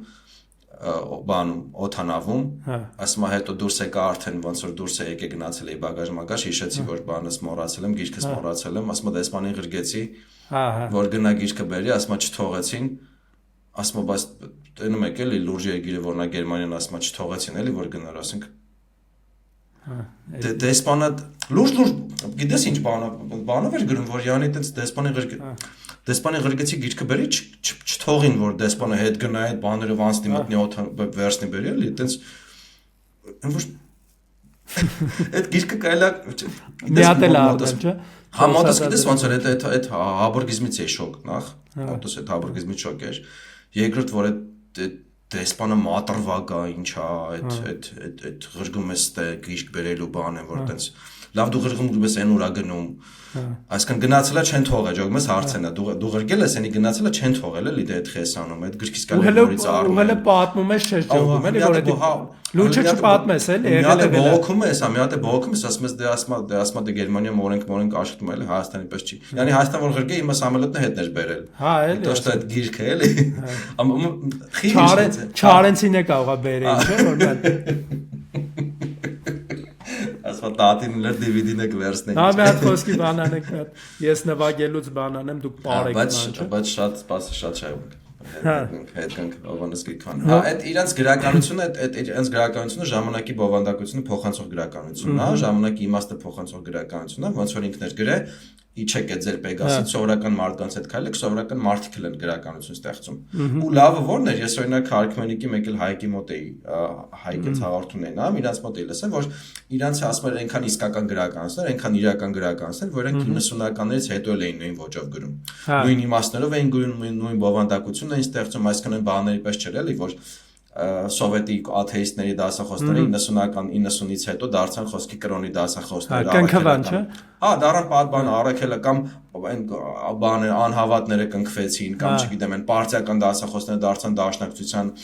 դաշնակցության պատմության դասախոսներ, ֆակուլտետում դες լիքը կային, էլի աչքովս եմ տեսել, դες լիքը կերպարներ կային, բայց ասма պարզվեց բայց ասում ես մարդիկ ոնց որ 60-ականներին էին գրում, հավատով, գիտակցության բանով, հիմա էլ էին նույն ձևի գրում։ Ճիշտ ասма ոճը փոխվում է, թեմաները կարող փոխվեն, բայց բովանդակությունը ազնվության իմաստով, անկեղծության իմաստով, ոնց որ ճշմարտության իմաստով մնաց։ Ու էսթետիկան էլ էլի, որ էլի եթե այդ դասական բանով եթե գնանք, որ էսթետիկան նաև էթիկա է, ոնց որ թելադրում, այդ իմաստով էլ են իրանք փաստորեն անկեղծ, այսինքն իրանք այդ էսթետիկան անկեղծություն ցույց բանով անկեղծություն թելադրող էթիկա էր բանանում, պարունակում իր մեջ ու ինքը շարունակվեց այդպես էլ։ Մի բանաստեղծություն էլ ես կուզեմ կարդամ էլի 2000 երևի ենթադրում 2000-ականներին կամ կարող 90-ականներին գրված բան է։ Էլի հայրենասիրական այդ ընդհանուր այդ թեմատիկայի շուրջ ենք այսօր ոնց որ ավելի կենտրոնացել, թեև Հովհաննես Գրիգորյանը սիրո բանաստեղծ է, Հովհաննես Գրիգորյանը եթե վերցնենք Տերյանից հետո երկրորդ ոնց որ աշնան երկրորդ ոնց որ երկիչն է։ Դե օրինակ իմ ֆավորիտ օրինակ, այսինքն այն ինչ որ իսկապես տենց սրտիս առաջի անգամ կարդացել եմ ու սրտիս մեջ եմ մտել դուրս չեկե, բանն է, Միմի բաժակն է։ Հա։ Եթե ավեսունը ժամանակ ունես, կարաս կարդաս էլի, տենց։ Այս մեկը կարդամ, հետո դու էլ այդ կարդա, այս ինչ որ մի հնար գտեք, այդպես է, բանաստեղծության անունը։ Շատ լավն է։ Ինչ որ մի հնար գտեք, որ ես չհեռանամ այս փոքրիկ երկրից, ինչ որ սխալ գտեք անձնագրից մեջ եւ ետ դարձրեք սահմանագլխից։ Մի խելքին մոտիկ պատճառ օրինեք, որ ես դուրս չգամ այս փոքրիկ քաղաքից, թող առաջ ձյուն տեղա եւ անհուսորեն փակվեն ավտոմայրուղիները եւ դադարեցվեն թռիչքները ինքնաթիռների եւ գնացքները կանգնեն անորոշ ժամանակով։ Ինչ մի դժվար բան է, արգելափակոսներ դրեք, որ ես չհեռանամ այս փոքրիկ փողոցից, հայտարարեք համաճարակ, խոզի կամ այծի գրիպի, զգուշացրեք, որ կվտանգեմ ձեզ եւ այլոց կյանքերը, եթե մի ոտք անգամ դուրս դնեմ այս փոքրիկ փողոցից, այս որի բոլոր ծառերին, թփերին եւ մայթեզրի քարերին եւ նույնիսկ անտես շներին վարժվել եմ անդառնալիորեն։ Եվ ով ասաց, որ չի կարելի օրենք ընդունել եւ կտրականապես թույլ չտալ գոնե մեկ մարդու, այսինքն գոնե ինձ դուրս չգալ իր փոքրիկ տանից, ասենք երթևեկությունը խցանումներից ազատելու նպատակով, ոստիկան կկարգեք հենց դրան առաջ, եւ նա թող բամբակ խցկի ականջների մեջ, որպեսի չլսի իմ աղաչանք պարատանքը եւ չբացի դուռը, ինչքան էլ խնդրեմ ու համոզեմ։ Ահա արդեն քանի օր է ես ոչ մի պատճառ չեմ կարողանում գտնել արթնանալու համար։ Այդպես է ավարտվում բանաստեղծությունը։ Ինքը էլի շատ ոնց որ կարևոր թեմայի մասին է, որ այդ արտագաղթի կամ չգիտեմ էլի այդ հայրենազրկման, հայրենիքից հեռանալու բանի ինչ որ մարդու մոտ, որը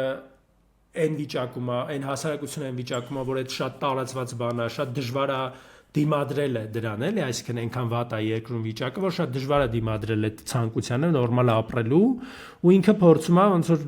ինչ որ ձևով բանաստեղծականացնի այդ բավականին sense ոնց որ թվում է թե այդ բանը, པարզ բանը փորձում է բանաստեղծականացնի ու շատ լավ է ստացվում ու լրիվ զգում ես էլի այդ ժամանակների շունչը, միջալոց այդ թեմայով մի հատ էլ տենց էլի լավ գրող կա Վահագն Գրիգորյան, որը բանը արձակագիր է, որը էլի այդ մոտավորապես 2000-ականների մասին իր գրքերում այնց այդ ոնց որ խարխուլ վիճակն է երկրի, որ մարդիկ ոնց որ այդ հացի բանի խնդիր կա ու դժվար են ապրում ու այդ հեռանալու ցանկությունը շատ մեծ է մարդկանց մոտ էլի ու այդ էս էլ ոնց որ էլի մի բան է որ ինչքան տարբեր կարա լինի էսթետիկան հայրենասիրական բանաստեղծության էլի թեև նույն ժամանակներում էլի ստեղծվել են նաև այն հին ձևի բաներ ասենք օրինակ ամենահայտնի բաներից եթե վերցնենք ոնց է հələ դու մի հատ մի քիչ բան արա այս նույն հայրենասիրական թեմայով էլի նույն 92 թվականի ժողովածուից հրեշտակներ մանկության երկնքից որում որ Հայաստանն էր ու նաև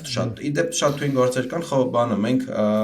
YouTube-ի կոմենտում կդնենք Հովանես Գրիգորյանի կայքը կա որտեղ իր բոլոր ժողովածուները թվայնացված կան կարա գտեք հանգիստ կարդաք բայց նաև եթե սիրում եք չգիտեմ այտենց գրքային տարբերակը կարա կառնեք նայեք բանա էլի ոնց որ տենց քիչ կա միջայլոց ժամանակին տպագրվում էր հիմա չգիտեմ հա քիչ է 92 թվի ժողովածույց հրեշտակներ մանկության երկնքից բանա հայ ժողովրդի պատմության համառոտ ձեռնարկ անհրաժեշտ հետևություններով գործնա մի քիչ երկար է համարյա թե ոնց էր պոեմը լի բայց շատ երկար չի չեմ տանջի ձեզ ուրեմն Ահա երկար տարիներ ապրում եմ ես իմ ժողովրդի այդ այս քարերի վրա, այս ժայռերի մեջ ու ծեպերից մի կերպ կարճած, որովհետև արոտներն ու դաշտերը հողերը տարել են վաղուց։ Ձեր ինչին է պետք հողերը ասել են։ Արոտներն ու դաշտերը ձեր ինչին են պետք, չէ՞ որ դուք խելոք ու աշխատասեր մարդիկ եք, երբ կարող եք քարից հաց քամել եւ միրգ ժայռերից ու ծերբերից։ Հետո ծովերն էլ են տարել ու ասել, չէ՞ որ դուք խելոք աշխատասեր մարդիկ եք, դուք կարող եք երկնքից ջուր քամել եւ լողալ մտքերի ծովում ազատորեն։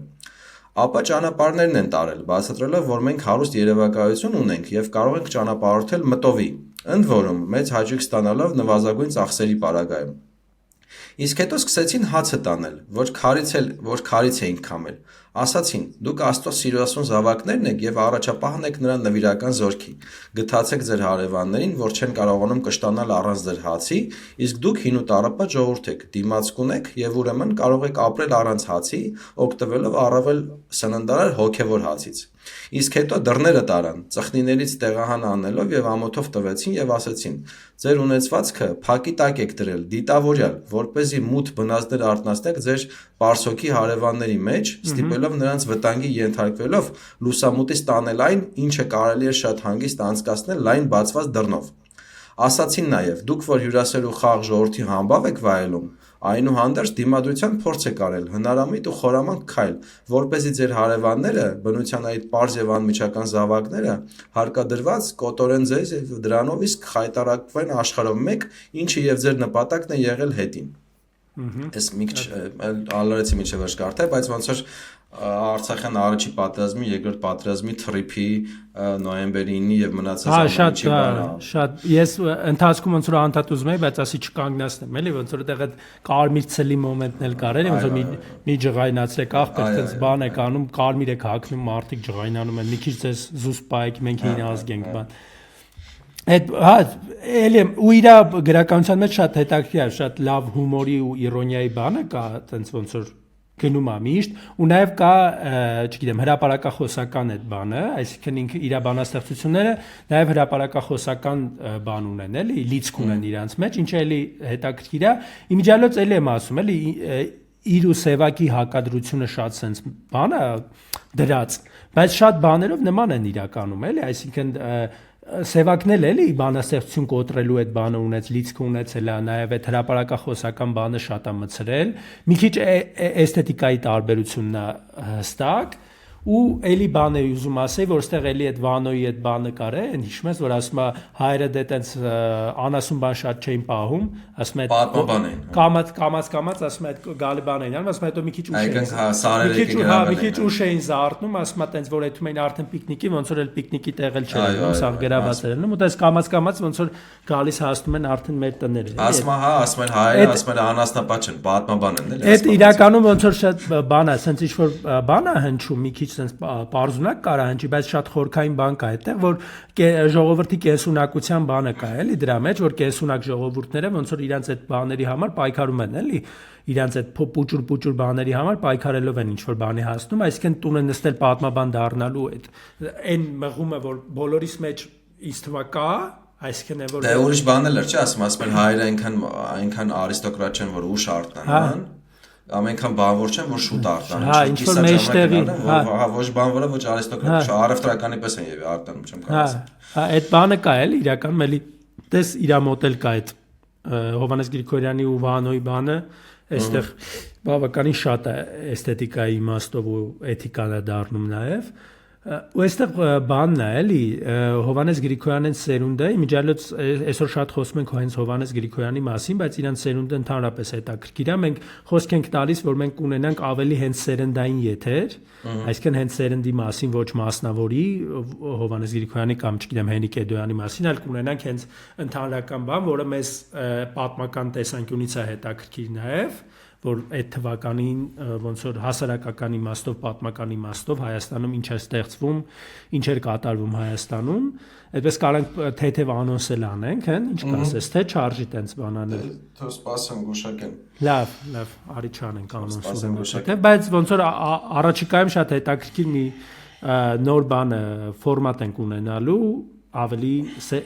սերնդային, ավելի գրականության ընթացքի մասին, ոչ թե հենց գրողի կամ մեկ գործի մասին, որովհետև դու ինձ կուղես երևի, բայց պատմության դեպքում այս ժամանակակից պատմագիտության մեջ այդպեսի բան կա, որ հիմա փորձում են ավելի շատ վերանալ այդ բաներից, ոնց որ կայսերների, թագավորների բաների մասին պատմել։ Դա առումով վաղուց կա, 1900-ականների 40-50 համար այդքան է վաղուց չի, լավ։ Այդ կենսաբանության Չէ, բանի, ակադեմիական գրականություն, այսինքն առանձին ուղղվածություն պատմագիտության մեջ 40-50-ականներից կա առօրեականության պատմությունը։ Հենց տենց է կոչվում, ֆրանսիական դպրոցը կա, իտալական դպրոցը կա, չգիտեմ, ամենահայտնի դպրոցներն են, էլի հիմնականում ֆրանսիականներն ու իտալականները։ Գիտես խի, որովհետև ոնց որ կայսրությունները փլուզվել էին, երկրորդ համաշխարհային էլ էր եղել, արդեն ոնց որ պետությունները մարդակենտրոն, հա, ինդիվիդուալիստական պետություններն էին մարդկանց մասին, նրանց կյանքի մասին, անհատի մասին, հա, այդ ժողովրդավարենացում process-ները գնում էին ու պատմագիտությունն ոնց որ սկսում էր պատմություն գրել ու բանի մասին, սովորական մարդկանց մասին, նրանց առօրյա մասին։ Ինչ որ ջրաղաց բանի մասին կարա մի փոքր պատմություն, որ ինչ որ միամիտ պահպանվել է։ Ամենահայտնի գրական գործերից մեկը Ումբերտո Էկոյի բանի Վարդի անունը։ Ինչ որ վանականների մասին են, որոնք ինչ որ տենց բան դետեկտիվ է, չէ, ինչ որ սպանություն կա եղել, բայց ինչ որ մի առանձին վերցած վանքի վանականների կյանքի մասին է, էլի ու տեն շատ կա։ Այդ իմաստով մենք ինքը միջնադարագետեր ու նաև լավ պատմաբաններ, որակել պատմաբաններ, հենց այդ ոճի մեջ էր գրել, առօրեականության մեջ էր գրել։ Ֆրանսիացիքի մոդել կար բանն է, եթե լգոֆը առանձին շարք էլի։ Նույնը ժամանակի նամեդին էր անում, այսինքն այդ ոճի բաները կար էլի, այդ ֆրանսիական արտեն եւ ֆրանսիական ֆրանսինգը ունեին բանի աշխարհի շուրջ ինչ-որ տենց առօրեականության շարքեր ունեին էլի։ Այդ իմաստով մենք էլ էլի ոնց որ նպատակ ունենք մի քիչ ավելի ընթացքի մասին, ոչ թե անհատների մասին, այսինքն վերադառնալ, չէ, ոնց է միշտ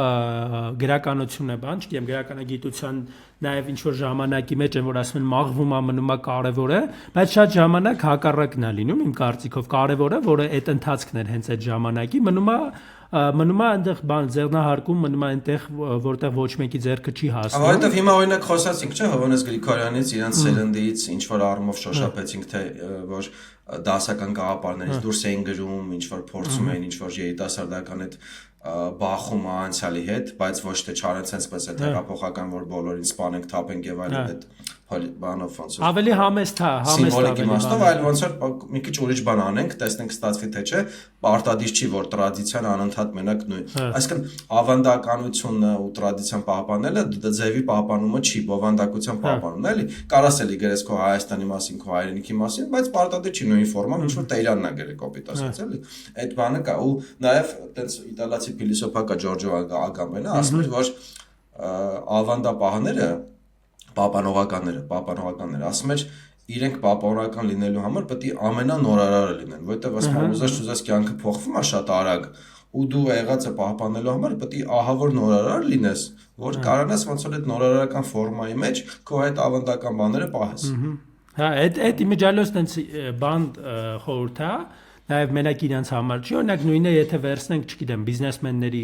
դեպքում, ասենք եթե դու ուզում ես քո նիշան պահես, ասենք չգիտեմ, դու ունես 5% անոց նիշա ինչ-որ շուկայում, ուզում ես այդ պահես, դու չես կարա ոչ մի բան չանես, ասես ես 5% է, դու պետք է վիզ դնես 10%-ի, գնաս 20%-ի, որ այդ 5%-ը դու ունես պահես, էլի, որովհետև ինքը շատ sense կոնկուրենտնի Հիմա օրինակ նա եթե օրինակ գրականության մասին այսինքն գրականագետները կամ հիմնականում էլի գրականությամբ զբաղվողները, գրականության պոպուլարիզացիայով զբաղվողները, որ ասեն դե գիտես ոնց է, մարդիկ չեն գրականություն չեն կարդում, գրականությամբ չեն հետաքրքրվում, քննադատական բաներ չեն կարդում։ Ախպեր դարը փոխվել է, չգիտեմ, այլ մեթոդներ, տեխնոլոգիաներ կան մարդկանց հասցնելու խոսքը էլի։ Հիմա եթե օքեյ, տեքստը չեն կարդում, չգիտեմ, այնտեղ տպում եք ժողովածներ, ժողովուրդներ չեն կարդում, բան արեք, չգիտեմ, լայվ մտեք, ոդկաստ արեք, հաղորդում արեք, հարցազրույց արեք, վիզուալի դար, էլի, այսինքն խնդիրը ինչի որ մարդկանց բովանդակությունը հետաքրքիր չի, խնդիրն է թե դու այդ բովանդակությունը ինչ ֆորմայով ես հասցնում, ինչ ձևով ես հասցնում, էլի, հիմա եթե այն ժամանակ օրինակ վիզուալը այդքան հզոր չէր կամ թույլ էր զարգացած կամ օրինակ խորհրդային Հայաստանի դեպքում մի քիչ թույլ էր, թեև օրինակ TV-ն ու կինոն ու պատկերը արդեն 10-ական, 20-ականից 1900-ական այդ հեղափոխական շրջանից վերցրել էր արդեն սա ու նաև Ապոլինարի լավայներ, որ ասում էին պատկերով է գրում, չէ՞, այսինքն նենց է գրում դու պատկերը զգում ես, էլի, նույնիսկ ասում էր բան ինչ որ կարող ասում էր բան ունենար այդ անձևի մասին բանաստեղծություն ուներ կաթիլներով sense գրած բառեր, էլի, այսինքն այդ կարգի կամ ինչ գիտեմ ինչ Էյֆելյան աշտարակի մասին ունենար աշտարակի պես գրած, էլի։ Հիմա ժամանակը փոխվել է, ձևերը փոխվել են, ավելի առաջ է եկել պատկերը, վիզուալը, առաջնային ավելի վիզուալը, հիմա կլինի դա չգիտեմ, դոկումենտալ կինոյի տեսքով, ռիլերի տեսքով, հարցազրույցի, ինչ որ կլինի, բայց պատկերն է կարևոր, ու եթե ուզում եք դուք բովանդակությունը ձեր ասելիքը հասցնեք, պետք է փոխեք ձևը։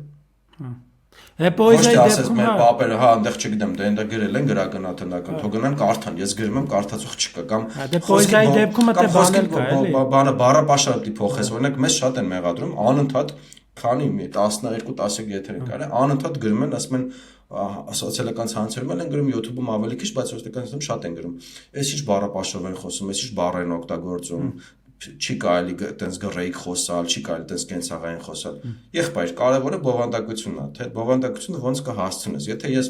խոսամ բանի, ինչ ասեմ, Նիկողայոս Մարի լեզվով, կպտի խոսամ, չգիտեմ, Տերանի բառապաշարով, չգիտեմ ում բառապաշարով, որը իր ժամանակի համար արդիական էր, բայց մեր ժամանակի համար արդիական չի, չի հասնի, ասելիքս տեղ չի հասնելու, բովանդակություն տեղ չի հասնելու։ Այլ հարցը, որ մարդիկ սովորել են, որ ձևը կարևոր է, որ երբ որ ուրիշ խոսք են լսում, ուրիշ ոճի խոսք են լսում, ազատ խոսք են լսում, կենցաղային խոսք են լսում, ինչ-որ տենց խոսք են լսում, վանում է իրանց, որովհետև իրենք մտածում են, որ գրականության մասին պետք է խոսքալ Պաուրսևակի բանի, բառապաշարով խոսքի, չգիտեմ, կամ այնտեղ ով կարելի տենց կոթողներ։ Չէ, գրականության մասին կարելի է խոսալ ցանկացած ձև։ Այդ է հենց հարցը։ Մենք չենք ինչ-որ ցանկացած բառով, այո, ցանկացած խոսքով, ցանկացած բառով։ Մենք չենք փորձում, էլի, ասենք որ էսի ճիշտ ձևն է։ Մենք ասում ենք որ էսենց ձև էլ կա, էլի, ոնց որ էսենց էլ կարաս լսես, նես չի որ ոնց որ մի ձև կա, ինչ որ ճիշտ։ Ուրիշ ձևի խոսացողների կան, նես չի որ տենց ասում ենք մենակ էսա ճիշտ ձև է, էլի, չէ։ Այդ բանը Հովհաննես Գրիգորյանի ընդհանուր այդ բանի թեման ոնց որ ամփոփելու համար մենք կարանք ասենք որ Հովհաննես Գրիգորյանի այդ շկոլա ստեղծած շկոլան ոնց որ տվել է շատ ոնց որ էլի տաղանդավոր գրողներ որոնք անցել են այդ շկոլայով, փոխել են, գտել են իրանց ու արդեն այդ իրանց ձևով են ներկայանում ու Հովհաննես Գրիգորյանը այդ իմաստով է նաև Հովհաննես Գրիգորյանը ու Խանջանը Արցակի համար նաև ինչ որ բան է տվել, որ իրանք տվել են այդ շկոլա ասվածը, որը հնարավորություն է տվել ջահելներին մտնել այդ շրջանակներ էլի կամ թեկուզ դրա դեմ գնալ, էդ էլա ձև։ Այսինքն եթե ինչ որ շկոլա չկա, դու լրիվ ոնց որ անտեր ես էլի։ Ոչ դեմ ես, ոչ կողմ ես, բան ես։ Իսկ եթե կա ինչ որ շկոլա, դու դրան կարաս, հա, դու դրան կարաս օթում մնում էլի, կարող բախտը բերի օրինակ ստեղծածը տեսնեն, գնահատեն, պահպանեն, շարունակեն, բայց կարա եւ բախտը չբերի։ Օրինակ չգիտեմ, Բակունցը բանա, այդ բարձրակարգ գրող է, նույնիսկ իր դարի համար ոչ միայն Հայաստանի, բայց այտենց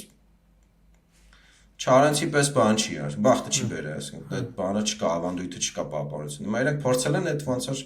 ձեր միջոցով նաև այդ իրենց շարունակվել շկոլան փոխանցեն էլի ու երիտասարդ գրողներ շատ կային էլի այտենց ես նույնիսկ այս վերջերս մի հոդված էի եթերին պատրաստվել որ հոդված էի գտե այնտեղ ու մասին էր գրած 3 բանաստեղծու մասին էր գրած ոնց որ Հասմիկը Սիմոնյան, Տաթևը Չախյան մի օքել կար, չեմ հիշում, հա, այտենց 14 թվի հոդված էր դեպ, հավանաբար հենց այդ ակտիվ շրջան է, էլի, որ այտենց ազդվել են այդ գրականությունից, եղել են այդ խմբակի մաս։ Հա։ Այդ իմիջիալոց էլի մի երկու բան կա ասելու, այդ հիշում ես այն ամենասկզբում մի հատ բան ասացի, որ ասի տղերք էին իրանք հիմնականում, իմիջիալոց այդ այն շրջանում, որ ես էի մտնում գրականությունը, աղջիկներն էին ավելի շատ, հատկապես պոեզիայի մեջ ու տաղանդավոր սիրում էիր բան աղջիկներ էին ու այդ հետաքրքիր էլի փոփոխություններ այդ իմաստով ազատականացում էր որ աղջիկները շատ էին արդեն գալիս ու ոնց որ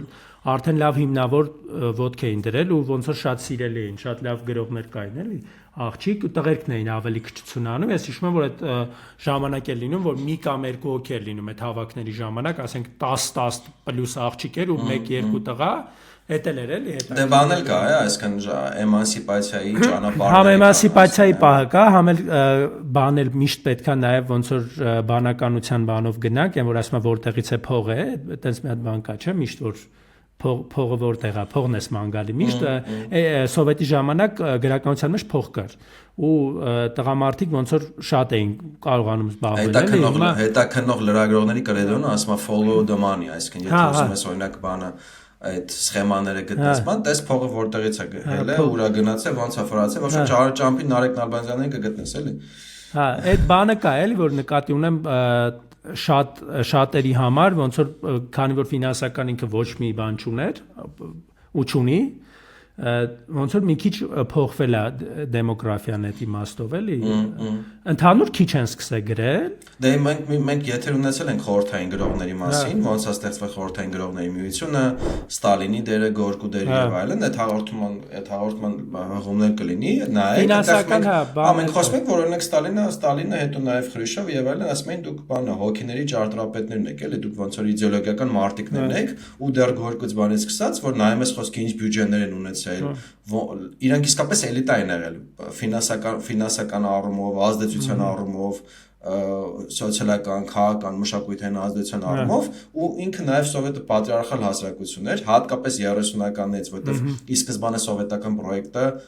հավասարության, ազատության, սեռերի այդ հավասարության մասին էր,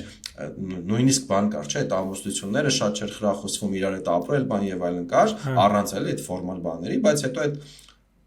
նաև ինտերնացիոնալիզմը կար, չէ՞, սովետի ինտերնացիոնալիզմը կար, հետո արդեն 30-ականներից երբ որ Ստալինը արդեն առանձին վերցած պետության մեջ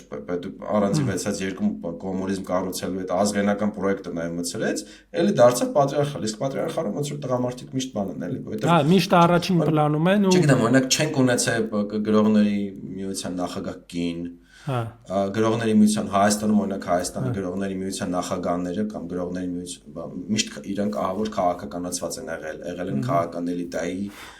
եղել են քաղաքային էլիտայի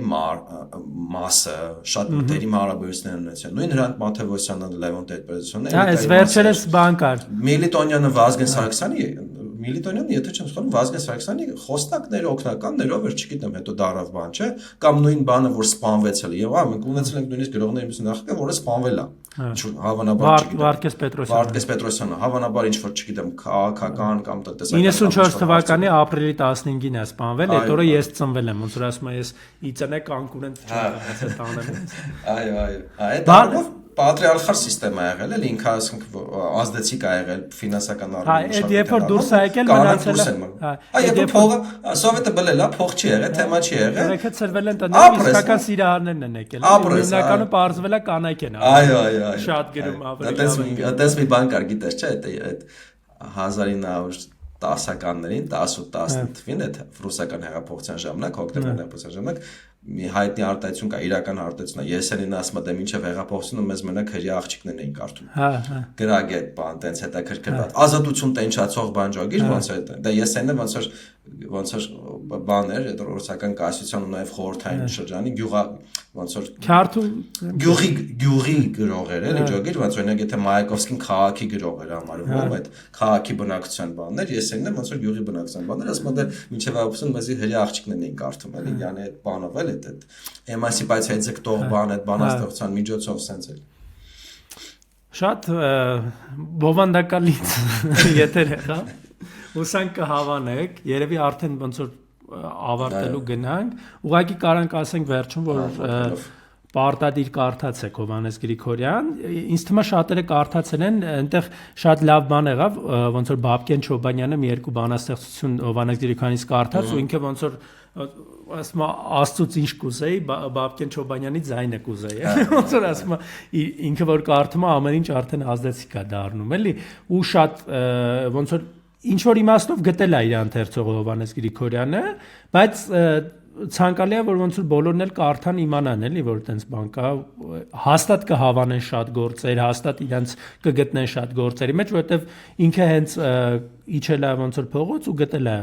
մարդկանց էլի այսինքն հատկապես եթե պոեզիա սիրում եք իսկ եթե չեք սիրում հաստատ կսիրեք նաև Հովհաննես Գրիգորյանի միջոցով որովհետև այս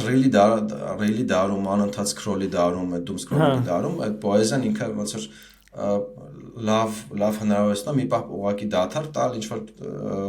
հիշել որ դու նաև մարդ ես մարդը նաև ոնց որ ինտելեկտուալ ցանկություններ ունի հակումներ ունի ինչ որ ավելի խորքային էմոցիա ստանալու բան ունի այո այտենց այդ առումով շատ գրավիչ է ու նաև ինքը պոեզիա բան չի էլ այսինքն այդ հանգավորման բանը շատ ստերիլ չի էլի ինքը արձակոտ պոեզիա է էլի այդ առումով էլ է նաև գրավիչ եթե օրինակ սիրում եք կարճ արձակ հաստատ պոեզիան կհավանեք որովհետև ինքը արձակոտ այդ առումով ծավալը ճիշտ է արձակոտ պոեզիա է Թեև ինքն էլ է բայց ինքն էլ է այդ հետաքրքիր է այդ մի հատ անպայման դե Սևակի մասին էլ կունենանք ու բանի դե բան կա չէ որ իրար նմանները կարող է իրար ավելի են բան անում էլի իրար ոնց որ վանում են իրար ոնց որ ինչ որ խնդիր է առաջանում ավելի ու երևի թե այսքանով ավարտենք հետևեք մեզ անպայման շատ մեկնաբանություններ գրեք որովհետև լայքեք տարածեք այո որովհետև կարևոր է հա իմանանք էլի ոնց որ կարակա չգիտեմ բանաստեղծություններ դրեք բան Հովհաննես Գրիգորյանի մասին իմիջիալոց մի եթեր էլ պարտադիր կունենաք ինքը արցակ մի հատ գործ ունի որը Գերեզմանիա է կոչվում որը էլի շատ ինքը անավարտ գործ է բայց շատ հետաքրքիր է վեպա հա վիպա կա բայց անավարտ է մնացել բայց գիտես ինչ ձևի գործ է որ անսպասելի այսինքն հայ արցակի մեջ անսպասելի գործ է լատին ամերիկյան կայֆերով բանով գործ է Okay լավ ռեալիզմի չէ ինչ է մոգական ռեալիզմի Բարի, ուրեմն շնորհակալություն մեզ լսելու համար, դիտելու համար, հետևելու համար, բաժանորդագրվեք մեր YouTube-ին, լայքեք, կոմենտեք, տարածեք ձեր ընկերների մեջ, տարածեք, թող իրենք բաժանորդագրվեն մեր YouTube-ը մեծանա, դարձեք մեր պատրոն, եթե հավանում եք մեր գործը, եթե փող ունեք մեզ աջակցելու, Spotify-ին միացեք, լսեք մեզ, իսկ մենք շարունակենք ձեզ ձևով տարբերվող, բովանդակությամբ տարբերվող հետաքրքիր եթերներ մատուցել։ Շնորհակալություն։ Ապրել, այնպես ապրել։ Դու զգում ես քո ոչնչությունը կանջա։ Գրողը գաղափարների եւ ժամանակների ձևավորողն է։